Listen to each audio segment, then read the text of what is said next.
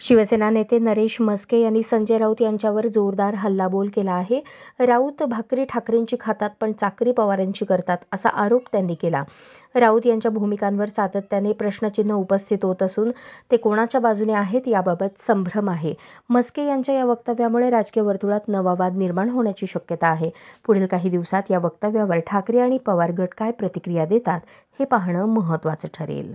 संजय राऊत, आपण उद्धव ठाकरे यांची भाकरी खाता पण चाकरी शरद पवार साहेबांची करत होतात आणि करत आहात. आपण कृतज्ञांचे शिरोमणी आहात. जर एकनाथ शिंदे साहेब जर कृतज्ञ असते ना तर तुम्हाला त्या राज्यसभेच्या निवडणुकीमध्ये पराभव केला असता तुमचा.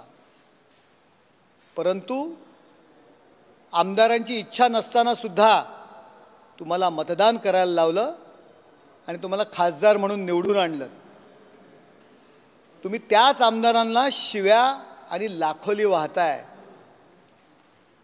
त्यामुळे कृतज्ञांचे शिरोमणी आपण आहात.